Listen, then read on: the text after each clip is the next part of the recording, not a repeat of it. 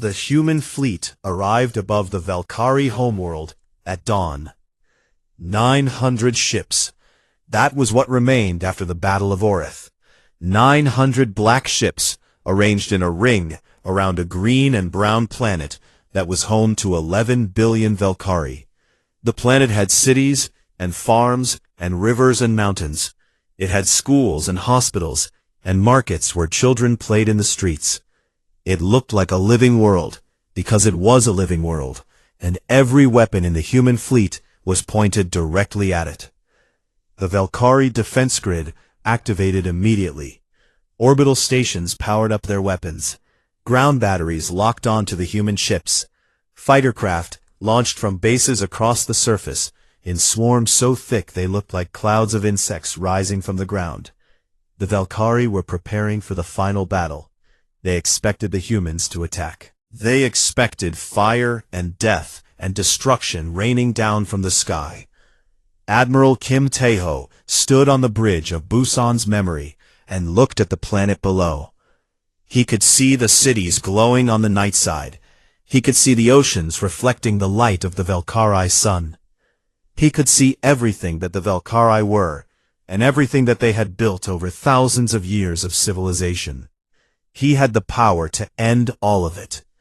Every ship in his fleet was armed and ready. One word from him, and the planet below would burn. He gave an order that no one expected. Hold fire. The bridge went silent. Officers looked at each other. The weapons officer turned to Tae-ho with confusion on her face. Tae-ho did not explain himself. He simply said it again. Hold fire. No one shoots. Not one ship. Not one weapon. Then he opened a channel. Not to his fleet. Not to Earth. To the planet below. To every screen and every speaker on the Valkyrie homeworld. He broadcast the recording. The full, unedited recording of the Busan massacre. Every second of it. The city from above. The morning traffic. The children walking to school. The blue light falling from the sky. The 11 seconds of silence as 7 million lives ended. The flat black glass where a city used to be. And then the face of their commander, smiling and laughing, as he told the galaxy that humanity was nothing. He played it on every screen in every Valkyrie home, every office, every school, every government building. He made sure that every single Valkyrie on that planet saw what had been done in their name. When the recording ended, Tae-ho spoke. His voice was calm. It was almost tired. He did not shout. He did not threaten. He spoke like a man who had carried something heavy for a very long time and was ready to set it down. My name is Admiral Kim Tae-ho of Earth. 6 months ago, your commander killed 7 million of my people. He did it to send a message. He did it because he believed we were weak and small and did not matter. He broadcast their deaths to the galaxy, and he laughed while he did it. He paused. We received his message, and now here is ours. We are above your world. We have the power to do to you what you did to us. We could turn your cities to glass. We could erase your civilization in minutes. Your commander showed us how. Another pause. The entire planet was listening. But we will not, because we are not him. We are not you. We did not cross the stars to become monsters. We came here for one thing. We came here for justice. And justice is not the same as revenge. The transmission ended. The Valkyrie defense grid remained active, but no one fired. The Valkyrie military commanders were confused. Their enemy had the advantage. Their enemy had them surrounded. And their enemy was choosing not to shoot. In their entire history, no species with the power to destroy had ever chosen not to use it. Marine Commander Yoon Hae-un led the ground assault. She was a broad-shouldered woman with short hair and steady hands who had served in special operations for 15 years. Her mission was specific. She was not there to occupy the planet. She was not there to conquer territory. She was there for one person. Drothis. The Valkyrie military tried to stop the Marines. Ground battles erupted across the capital city. Valkyrie soldiers fought hard. They were defending their homeworld and their leader, and they did not give up easily. But Haeun's forces were focused and fast, and they had studied every piece of intelligence that Park Yuna had gathered. They knew where Drothis was hiding. They knew every corridor of his command bunker. They knew his guard rotations and his escape routes and the thickness of every wall between them and him. The battle for the capital lasted 48 hours. It was fierce, and it was costly. Haeun lost soldiers, good soldiers, people she had trained and trusted and cared about. She carried each loss inside her like a stone in her chest. But she did not slow down. She could not when they were this close. On the second night, they breached the bunker. Haeun led the team personally. They moved through dark corridors lit only by emergency lights. Valkyrie guards fought them at every turn. The sound of weapons fire echoed off the metal walls. Haeun took a hit to her left arm. The armor absorbed most of it, but the impact cracked bone. She kept moving. She did not even look at it. They found Drothis in the lowest level of the bunker. He was sitting in a chair in a small room surrounded by screens that showed the battle outside. He was alone. His generals had fled. The great commander of the Valkyrie Empire was sitting by himself in a concrete room, watching his world fall apart. When the door opened and Haeun walked in, he looked up at her. His yellow eyes were wide. He did not look like a conqueror anymore. He looked like what he truly was, a coward who had started a war he could not finish. "You are small," he said to her. It was the first thing he said. Even now, even at the end, he could not stop himself from looking down on humans. Haeun stared at him. Her arm was throbbing with pain.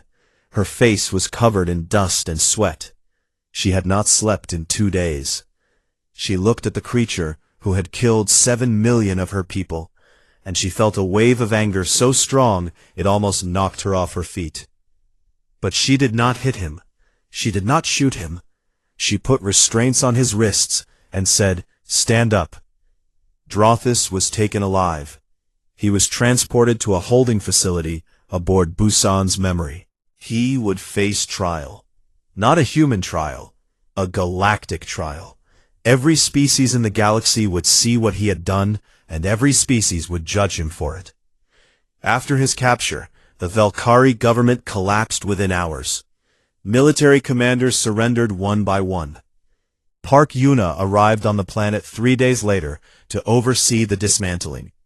She was thorough. Every Valkyrie warship was taken apart. Every weapons factory was shut down. Every shipyard was dismantled piece by piece. The Valkyrie were stripped of their ability to travel between stars. They were confined to their homeworld. They would be watched. They would be monitored. They would never again have the power to do what they had done to Busan.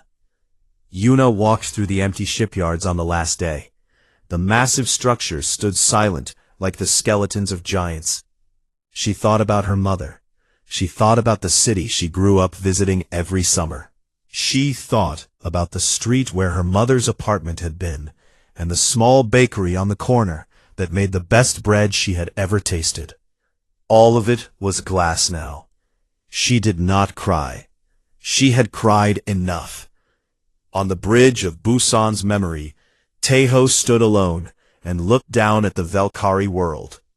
Someone on his staff asked him if he felt satisfied.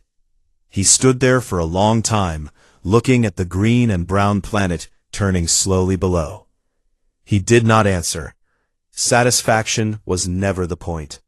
It was never going to be the point. This was not about feeling good. This was about making sure it never happened again. He turned away from the window and walked off the bridge. The Valkyrie outer colonies did not know what hit them. The first colony to fall was a military outpost on a frozen moon called Verath. It had a garrison of 2,000 soldiers and a small fleet of 60 patrol ships. The base commander was eating his morning meal when his sensors detected something impossible. Over 100 ships appeared out of nowhere. They had not traveled through normal space. They had not been detected approaching. 1 second the space around Vareth was empty. The next second it was full of black ships with a number painted on their hulls that the commander did not understand. Commander Han Do-yu led the first wave. He was a quiet man with a thin face and sharp eyes, who had spent 20 years in the Navy before the Valkyrie came. He was not someone who shouted orders or made dramatic speeches. He simply looked at the tactical display and said, "Begin." The Valkyrie patrol ships launched to intercept. They were fast and well-armed, and they had fought many battles against many species across the galaxy. They had never lost. They expected this fight to be easy. It was not. The first Somi lance fired from the lead destroyer, and it went through the lead Valkyrie ship like a hot needle through ice. The ship did not explode slowly. It came apart all at once.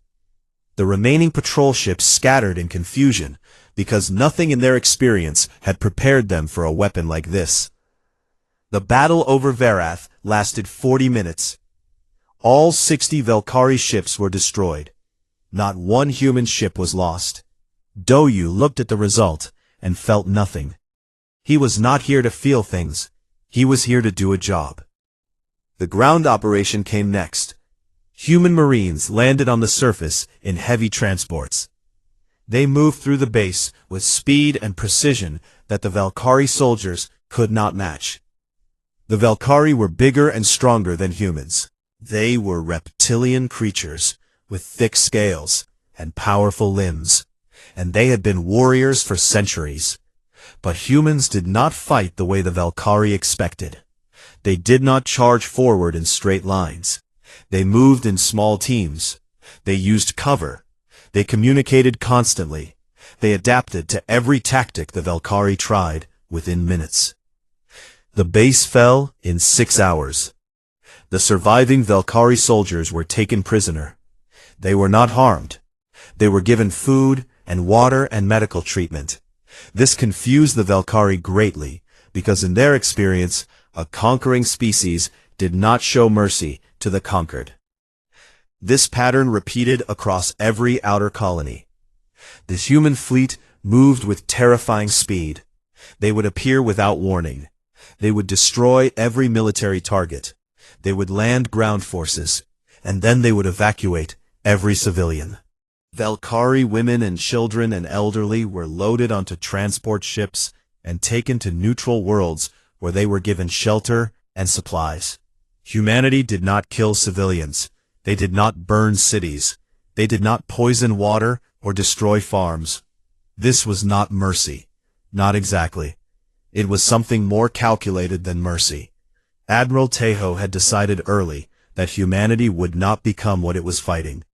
The Valkyrie had killed 7 million innocent people to make a point. Earth would not do the same. But this restraint carried its own kind of terror. The galaxy watched as humanity dismantled the Valkyrie Empire piece by piece with surgical precision and absolute discipline. There was no anger in their movements, no chaos, no cruelty, just cold, steady, unstoppable progress, and that was far more frightening than any amount of rage. The outer colonies fell in 9 days. 9 days to conquer territory that the Valkyrie had held for centuries. The galactic community was stunned. Species that had been watching from a safe distance began to pay very close attention. Military analysts across the galaxy studied the human tactics and could not understand them. The humans fought like no species they had ever seen. They were adaptable. They were creative. They were relentless. And they did not stop. They never stopped. Commander Drothus watched from the Valkyrie homeworld as his outer colonies disappeared one by one. For the first time since the broadcast, he felt something he had not felt in a very long time. He felt doubt. But he pushed it down because he was Drothus, and he had conquered 12 species, and he did not lose. He rallied the core fleet. 6,000 warships. the largest Valkyrie fleet ever assembled. He gathered them near the homeworld, in the Orith Nebula, and he waited for the humans to come. He broadcast another message to the galaxy while he waited. He stood on the bridge of his massive flagship, and he smiled his sharp-toothed smile, and he said that the humans had gotten lucky. He said that their little tantrum was over. He said that when they arrived at Orith, he would crush them and hang their admiral's body from the hull of his ship as a warning to every other species that dared to challenge Valkyrie power. The human fleet arrived at Orith on a Thursday. 1,200 black ships folded into existence across from 6,000 Valkyrie warships. The Valkyrie outnumbered them 5-1. Drothus saw the numbers and smiled. He gave the order to attack. The Battle of Orith Nebula lasted 11 hours. It was the largest space battle in galactic history, and it was brutal. The Valkyrie fought hard. They were experienced warriors with powerful ships, and they did not go down easily. Human ships were hit, human ships were destroyed. 300 ships were lost in the fighting, and every loss was felt like a wound across the entire fleet. But the humans did not break.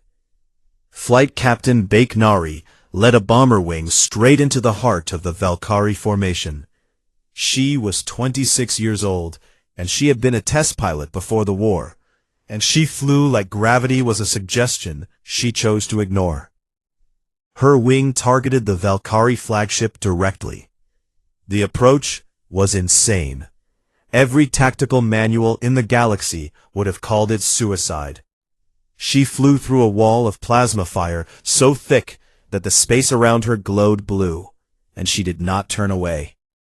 She dropped her payload directly into the flagship's shield generator at point-blank range. The shields collapsed. The destroyers behind her fired their Somi lances through the gap. The flagship broke apart in a flash of light so bright it lit up the entire nebula. Nari pulled her ship through the debris field and came out the other side with scorch marks on her hull and a crack in her cockpit glass.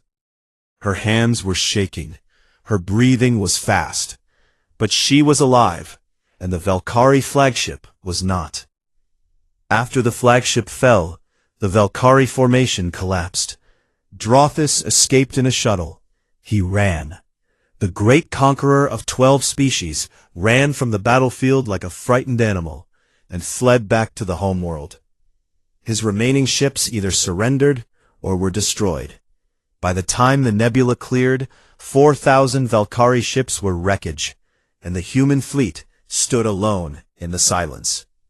Taeho stood on the bridge of Busan's memory and looked at the field of broken ships. His face showed nothing. He felt the weight of the 300 ships he had lost. Every crew, every name.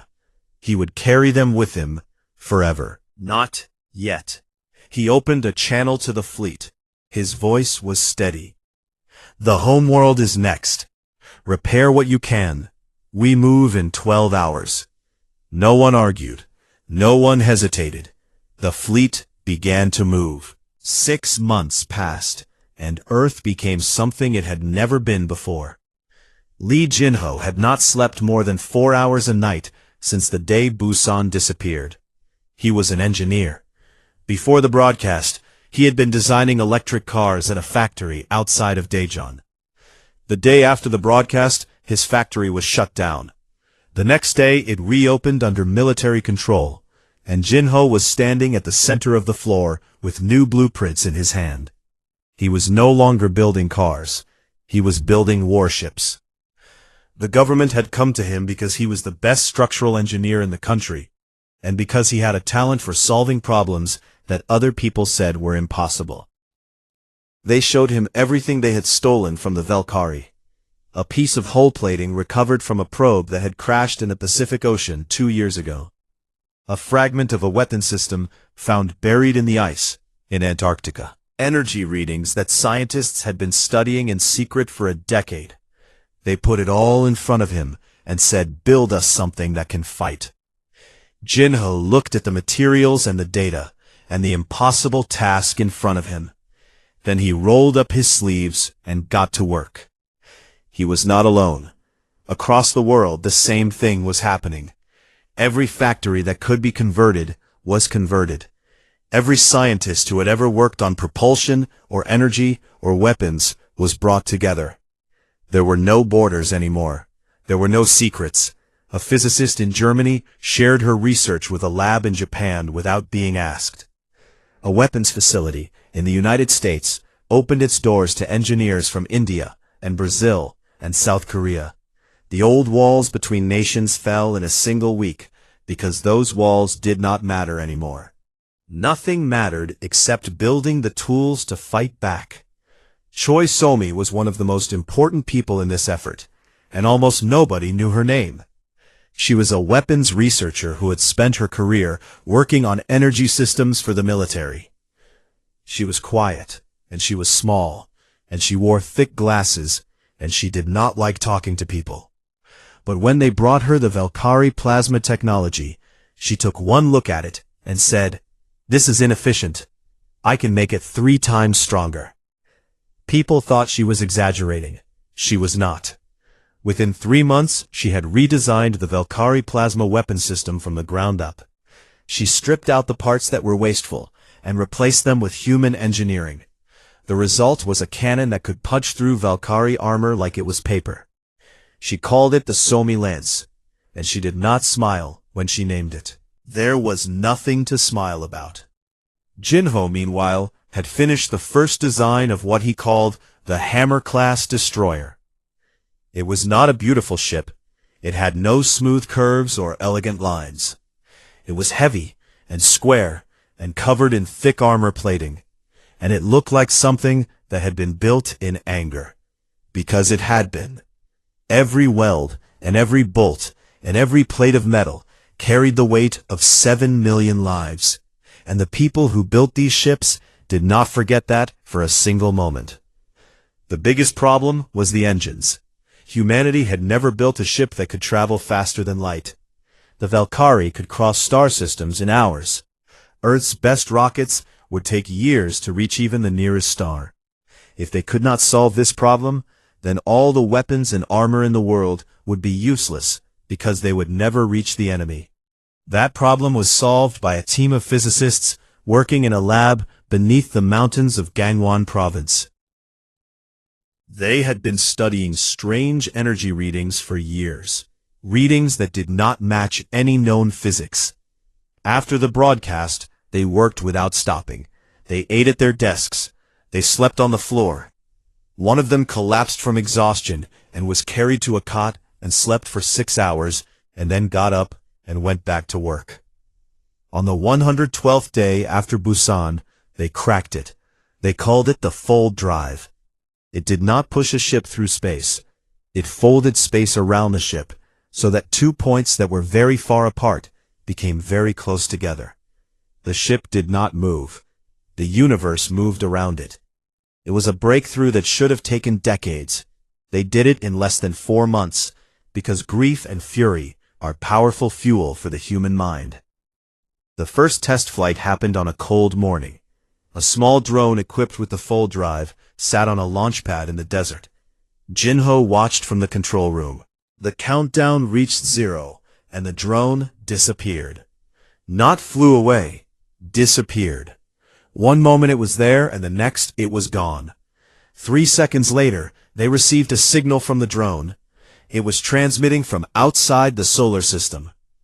Nobody cheered. Jinho closed his eyes and let out a long, slow breath. Somi wrote something in her notebook. After that, things moved fast. The fold drive was installed in the first Hammer-class destroyer, and then the second, and then the third. Factories worked day and night. Ships were completed at a speed that would have seemed impossible before. But nothing seemed impossible anymore. In 6 months, Earth built 1,200 warships. Every one of them was armed with Somi lances. Every one of them was equipped with fold drives. Every one of them was painted black from bow to stern. And on the front of every single ship was the same number written in white. 7 million. Admiral Kim Tae-ho stood on the bridge of the flagship. It was the largest and most powerful ship in the fleet, and it had a name that he had chosen himself. He called it Busan's Memory. He looked out at the fleet arranged around him in the darkness of space. 1,200 black ships floating in silence.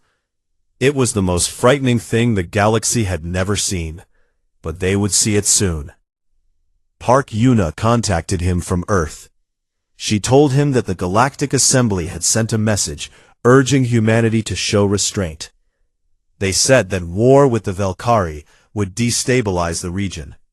They asked Earth to pursue diplomatic solutions. Yuna had responded to the Assembly by sending them the full unedited recording of the Busan massacre. Every second of it. The blue light, the screaming, the 7 million lives ending in 11 seconds. She attached one sentence to the message. It said, "Restrain that." The Assembly did not respond. Tae-ho looked at his crew. They were young and old, scientists and soldiers and engineers. Some of them had lost family in Busan. Some of them had lost friends. All of them had lost something that could never be returned. He did not give a long speech. He was not a man who wasted words. He activated the ship-wide channel and said 4 words. They chose this. Move. 1,200 ships folded space at the same time and vanished from Earth's orbit. The planet was quiet after they left. The factories kept building. The labs kept working.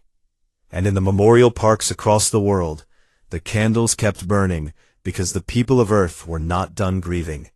They would never be done. But now their grief had a direction, and that direction was forward. It was a Tuesday morning when the sky changed color. Kim Tae-ho was sitting in the war room deep beneath the city of Seoul, when every screen in the building flickered at the same time. He stood up from his chair slowly, because he had been a military man for 30 years, and he had learned long ago that panic helps no one. The screens did not go dark. Instead, they showed something. Every screen in every country on every device that could receive a signal showed the same thing at the same time. The city of Busan appeared on the screen. It was filmed from above, far above, from something floating in the sky that no radar on Earth had ever detected. The streets were full of people. Morning traffic was moving. Children were walking to school. Street vendors were setting up their carts. It was an ordinary morning in an ordinary city, and 7 million people were living their ordinary lives. Then the light came. It was not like fire, and it was not like lightning. It was a pale blue light that dropped from the sky in a wide column, and it touched the center of the city and spread outward like water on a flat table. Everything the light touched disappeared, not burned, not destroyed, disappeared. Buildings, cars, trees, roads, and people. 7 million people. The light lasted for 11 seconds. When it faded, there was nothing left but flat black glass where a city used to be. Tae-ho did not move. No one in the room moved. They watched the screen, and the screen showed them a face. It was not a human face. It was long and scaled, with narrow yellow eyes and a mouth full of small sharp teeth. It smiled. The creature spoke, and its words were translated into every language on Earth at the same time. My name is Commander Drothus of the Valkyrie Empire. What you have just witnessed is not an act of war. It is a correction. Your species has been observed and evaluated. You are not worthy of the stars. You are not worthy of attention. But you have been chosen to serve as a message to the rest of the galaxy. Any species that resists the Valkyrie will meet the same fate as your city. Do not mourn. Do not fight. Simply accept your place. Drothus smiled wider, and the broadcast ended. The screens returned to normal. Somewhere in the building, someone started screaming. Then more voices joined. Phones began ringing everywhere at once. Tejo stood still and stared at the blank screen, and he felt something cold settle in his chest, like a stone dropping into deep water. The door opened, and Park Yuna walked in. She was the head of the intelligence division, and she was the calmest person Tejo had ever known. She had a tablet in her hand, and her face showed nothing, but her eyes were red. She stopped beside him and said quietly, "My mother lived in Busan." Tejo looked at her. He wanted to say something kind, but there were no kind words for this. He said, "I know." Yuna placed the tablet on the table. On it was a map showing the location of the Valkyrie ship. It was hovering at the edge of Earth's atmosphere, just sitting there, like it had nowhere else to be. Like it was waiting, like it was bored. "They are still broadcasting to the galaxy," Yuna said. "Every species with a receiver can see what they did." This was not just a message to us. It was a message to everyone. Tejo nodded slowly. He looked around the room. Every officer was staring at him. Some had tears on their faces. Some looked sick. Some looked like they wanted to break something with their bare hands. He understood all of it. He picked up the phone and called the president. The president answered on the first ring. His voice was shaking. Tejo told him 3 things. First, Busan was gone. Second, the Valkyrie were still in orbit. Third, Earth needed to respond. Not tomorrow, not next week. Now. Within hours, something happened that had never happened before in all of human history. Every government on the planet agreed on something. There were no arguments. There were no conditions. There were no delays. The United Nations held an emergency session, and every single nation voted the same way. They signed a single document together, and it was written in plain language that anyone could understand. The document did not ask for peace. It did not ask for help. It did not beg the galaxy for protection. It said only this: the Valkyrie species had committed an act of unprovoked destruction against the people of Earth, and Earth would respond with everything it had until the Valkyrie could never harm anyone again. It was not a declaration of war. It was a declaration of extinction. Park Yuna read the document once and placed it down on the table. She looked at Tejo and said, "They think we are small." Tejo replied, "Good." Across the world, the reaction was the same. Grief came first. Millions of people cried for the millions they had lost. Memorials appeared on streets and in parks within hours. Candles burned in windows from Seoul to New York to Cairo to Sao Paulo. The world wept together, and for a moment the only sound on earth was sorrow. But sorrow did not last. Something else replaced it. Something quiet and heavy and very, very dangerous. It was not rage. Rage is loud and burns fast and dies. This was something deeper. This was the kind of feeling that makes a person sit down and plan. The kind of feeling that makes a person work through the night, and through the next night, and through the night after that.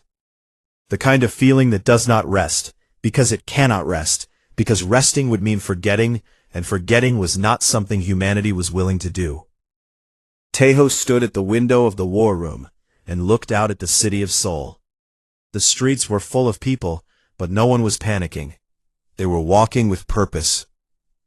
They were going to factories and labs and offices, and they were ready. He turned to Yuna. "Send the recording of the Busan massacre to every military base on Earth. Every soldier needs to see it." "They have already seen it," she said. "Everyone has."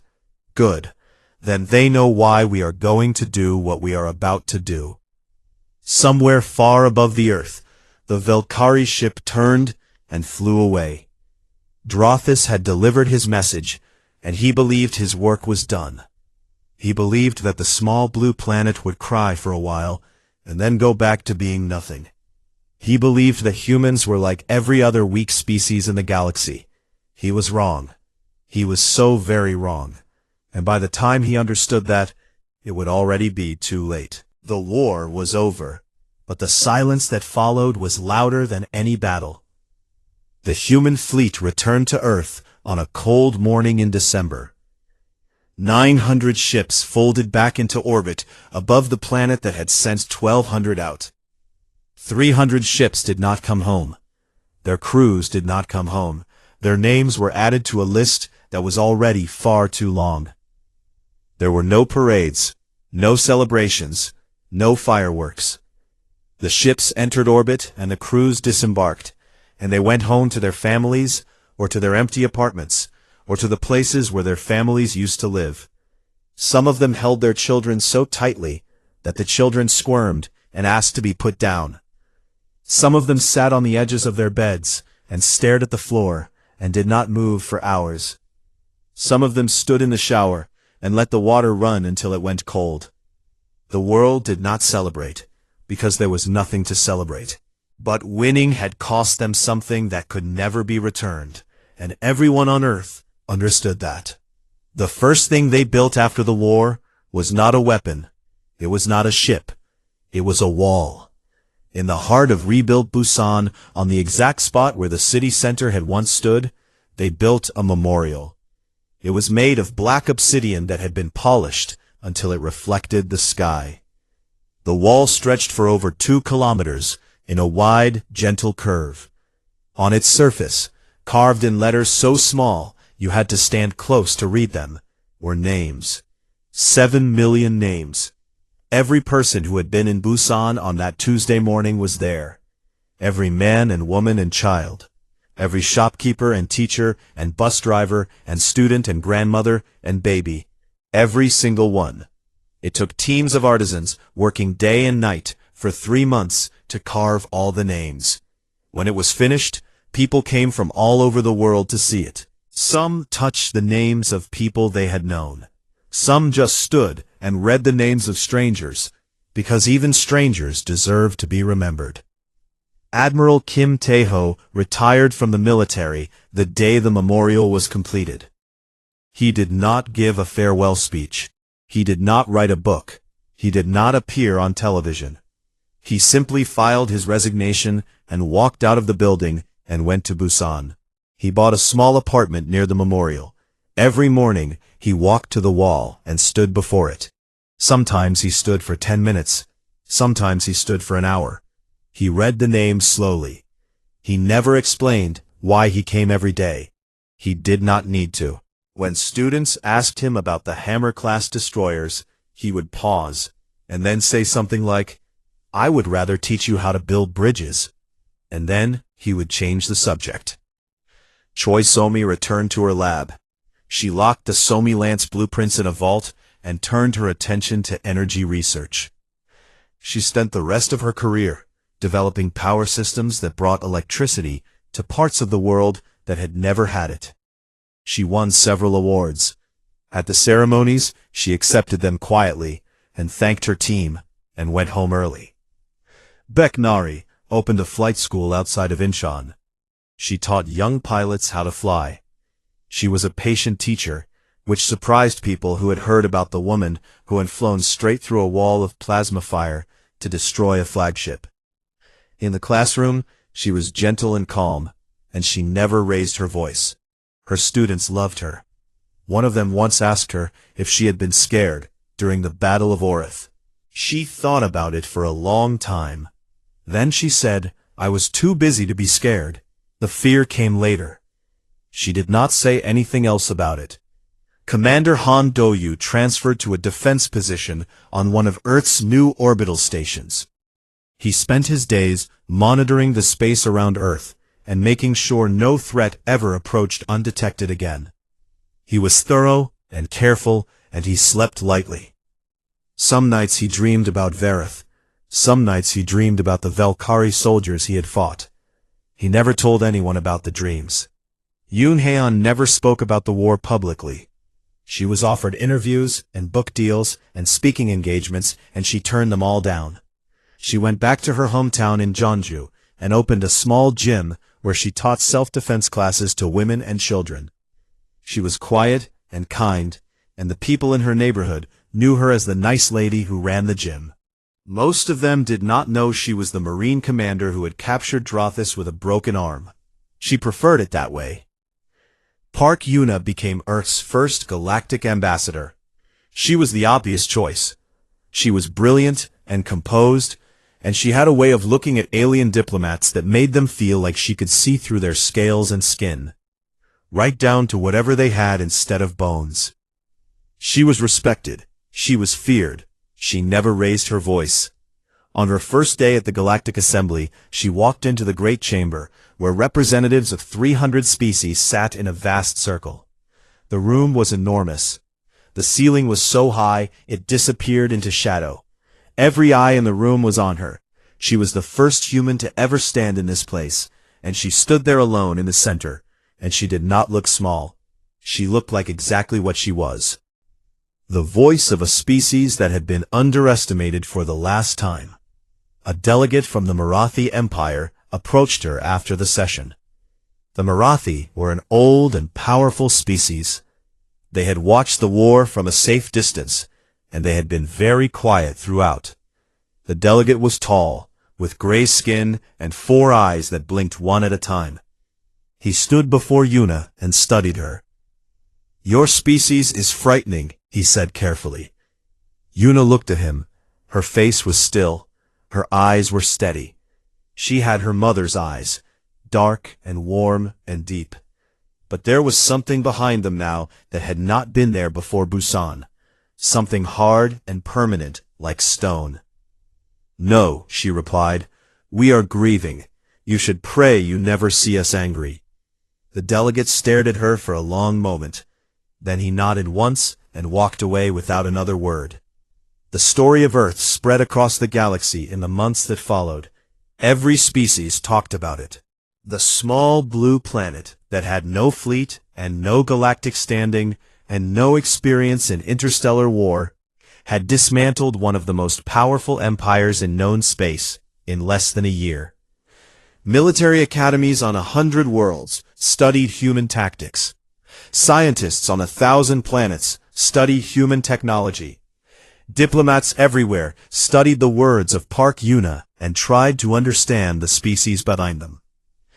They tried to understand how it happened, how a species that had been nobody became the most dangerous civilization in the galaxy overnight.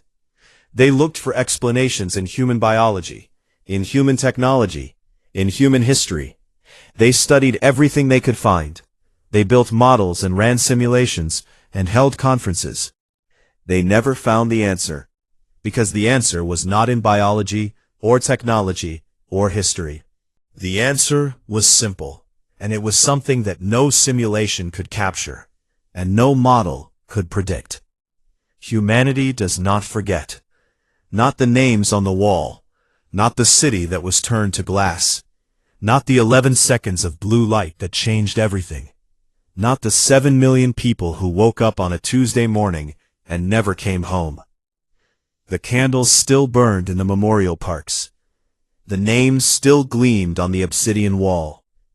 And somewhere in a small apartment near the center of Busan, an old admiral stood before that wall every morning and read the names one by one, because they deserved to be read, because they deserved to be remembered, because forgetting would be the one defeat that humanity would never accept.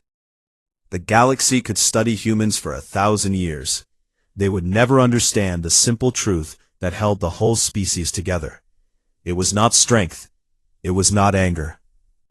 It was not technology or tactics or any of the things that could be measured and studied and put in a report. It was love.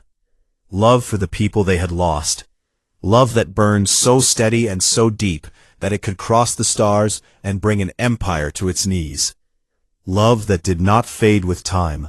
Love that did not forgive. Love that remembered every name. 7 million names. Every single one.